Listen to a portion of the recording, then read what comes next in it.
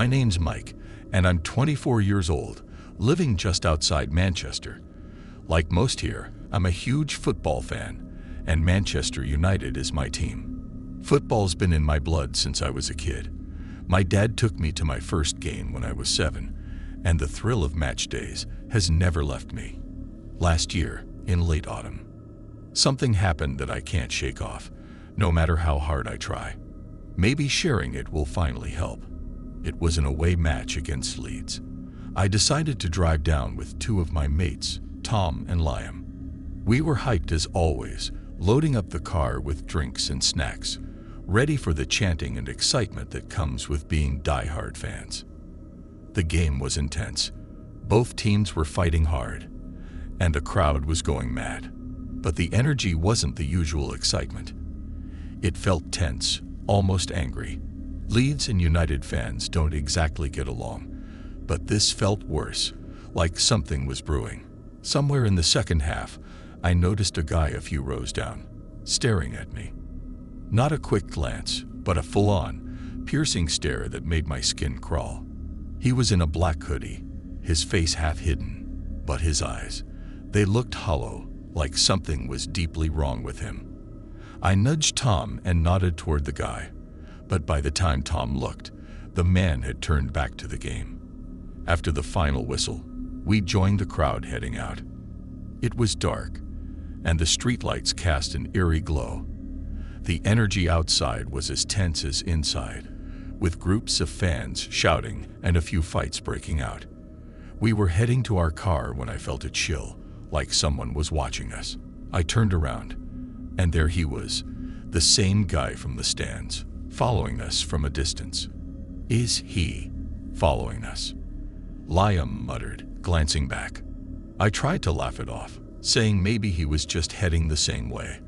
But the look in his eyes when I saw him glance back made my stomach twist. It was the same hollow gaze, and now he was smiling. Not a friendly smile, but one that seemed wrong. We picked up our pace, trying to shake off the fear, but he kept following us, matching our speed.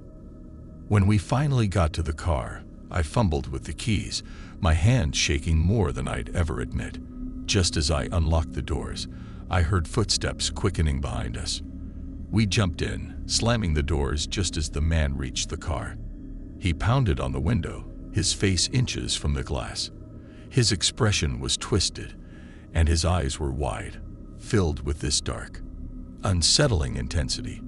"You can't leave," he shouted, his voice muffled but clear. "You're part of it now." Part of what?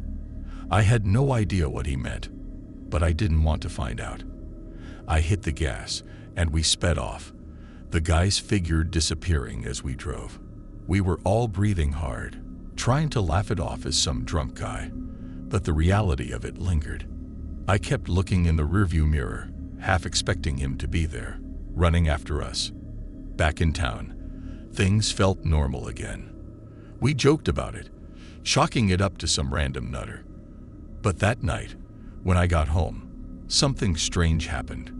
Around 2 a.m., I was jolted awake by a loud banging on my door. My heart pounded as I crept to the door, peering through the peephole. No one was there. I was about to go back to bed when I heard it again, this time at my bedroom window. I froze, my blood running cold. I didn't have the courage to look, but deep down, I knew it was him. For the next few nights, I barely slept. I kept hearing noises, footsteps outside my door, and whispers that seemed to come from the shadows. My friends brushed it off, saying it was just my mind playing tricks. But I knew what I'd seen. A week after the game, I was heading back from work when I noticed someone standing across the street from my flat. It was dark, but the silhouette was unmistakable. It was him. He didn't move, didn't try to approach me. He just stood there, staring. I felt that same chilling emptiness in his gaze, and a sick feeling twisted in my gut. That was the last time I saw him, but the fear never really left. Sometimes, when I'm at a match, I feel eyes on me, and I wonder if he's somewhere in the crowd, watching, waiting. I've never told anyone the full story until now. People would just say it's paranoia, or that I imagined it.